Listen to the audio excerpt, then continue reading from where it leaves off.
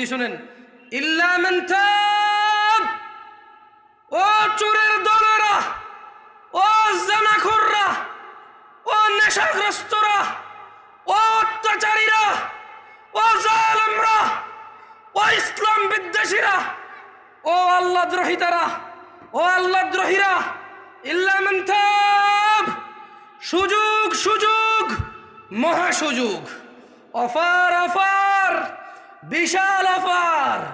ওহো, কি ঘোষণা আল্লাহর! অতঃপর যেই ব্যক্তি অন্যায়, চুরি হোক, যা হোক, নেশা হোক, জানা হোক, যে কোনো অন্যায় হোক, ইল্লা মান তাব, অন্যায় যত হোক, যে ব্যক্তি অন্যায় থেকে তওবা করলো, ফিরে আসলো, ও আমানা, আল্লাহর প্রতি ঈমান আনলো, ও আমিলা আমালান সালিহা, অপরাধ জমিন থেকে আসমানের মেঘমালা, অপরাধ জমিন পরিপূর্ণ হয়ে আছে, অপরাধ সাগরের অতুলনীয় জায়গায় পৌঁছে গেছে। আল্লাহ বলছে খালি ফিরে আয় রে, তোর অপরাধ কটুক, কতটুকু অপরাধ তোর, ফিরে আয়, মাপ চা, ঈমান আন, ভালো কাজ কর। তো বয়স তো 70 হয়ে গেছে, 35 হয়ে গেছে, 40 হয়ে গেছে, ডেলি একটা মেয়ের সাথে শুয়েছি, ডেলি 2 লিটার মদ খাইছি, এ আল্লাহ, ফিরে আসলে হবে?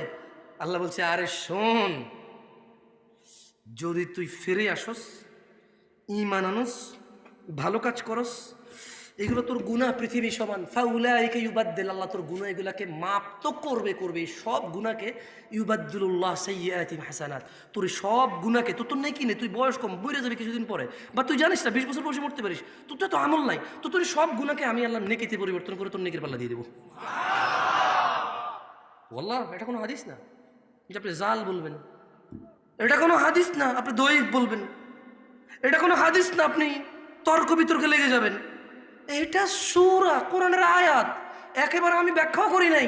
আল্লাহ বলছে ইল্লা মান তাব, অতঃপর যে তওবা করে, ও আমানা, ঈমান আনে, ও আমিলা আমালান সালিহা, ভালো কাজ করে, ফাউলাইকা ইউবাদদিলুল্লাহু সাইয়্যাতিহিম হাসানাত, আল্লাহ তার সকল গুনাহকে নেকিতে পরিবর্তন করবে।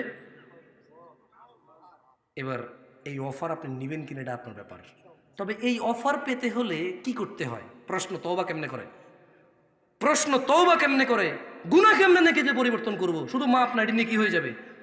ধরে নেন বাংলাদেশ সরকার বলল, কার কাছে কত জাল টাকা আছে, 30শে ফেব্রুয়ারি 2024 এর মধ্যে সমস্ত জাল টাকা এনে জমা দাও, সেম আসল টাকা নিয়ে যাও, তবে আর কখনো জাল টাকা বানাইতে পারবা না, যদি বানাও মৃত্যুদণ্ড, যদি বানাও কি। এখন এক লোক বলল যে, এই যে বললো সমস্ত